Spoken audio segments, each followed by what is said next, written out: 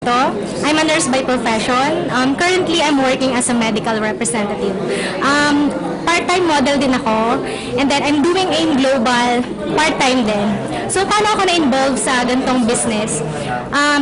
When I was reviewing sa nursing namin and preparing for the board exam, yung mismong professor namin, marami siyang naka-display na products ng AIM Global. So, na-curious ako anong meron doon. So, nag-conduct siya ng business training and then hindi kami umattend. And then after board exam, naghahanap ako ng opportunity na pwede kong i-part-time. And then, dito sa Ortigas, may nagbigay ng flyers. And then, sabi ko, i-grab ko yung opportunity na yan. And then, nung nakita ko yung mismong business and the system, nagustuhan ko siya, ginawan ko agad ng paraan, and then, nag-join ako sa AIM Global. And then, right now, sobrang daming blessings na dumating nung nag-join ako ng AIM Global. Napakalaki na ng grupo ko sa Saudi, sa Singapore, sa Italy, and then, ginagawa na ng buong family namin yung business. And napakasaya kasi nitong darating na March 2, awarding ng Silver and Gold Executive, isa ako sa aakyat. So, ngayon, sa lahat ng hindi pa member, hold on your dreams, hawakan niyo yung mga pangarap niyo dahil sa AIM Global, everything is possible. Kung nangyari sa amin yung mga pangarap namin, kung naging successful kami, I'm sure magiging successful ka rin. Dahil dito, sama-sama nating abutin ng tagumpay. Power! Hi guys, good morning. I am Aiza Marie Loria, a nurse by profession, but right now I am a business advocate. I was invited in this kind of business no 5 days before my flight going to Dubai. But sabi ko, nung matin ako ng seminar, I have to decide kung mag-i-AIM Global ba ako or mag-a-abroad going to Dubai. So, at that time, 3 days before my flight, sabi ko, it's time for me to hold on to my dream. So, nag-AIM Global po ako. I sacrifice everything. These 50,000 to 70,000 na sahod sa Dubai, I sacrifice it all. And ngayon, I'm doing AIM Global for almost a year na. And kumikita na.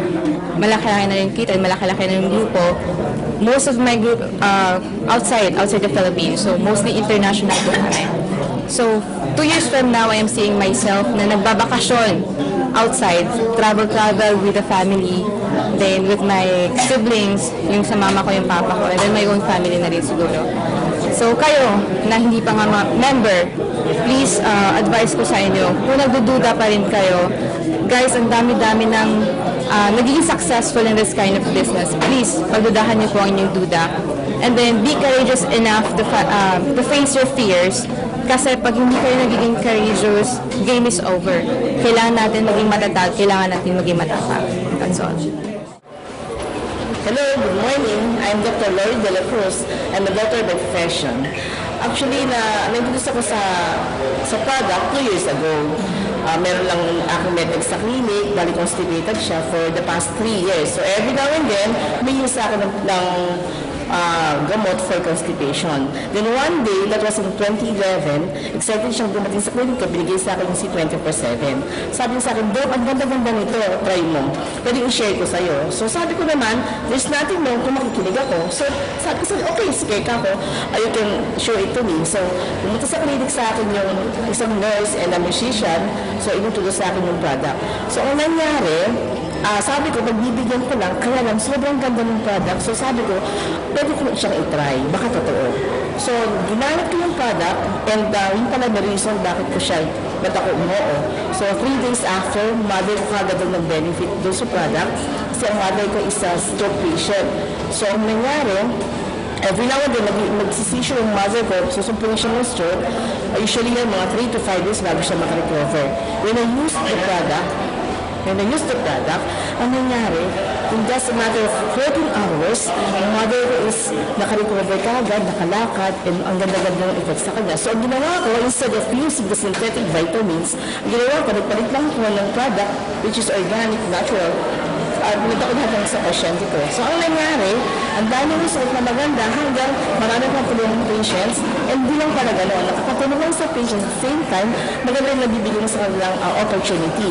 So, ang nangyari, 6 months after, there was a promo, the Hong Kong trip. I hit the Hong Kong trip when I was doing the business part-time.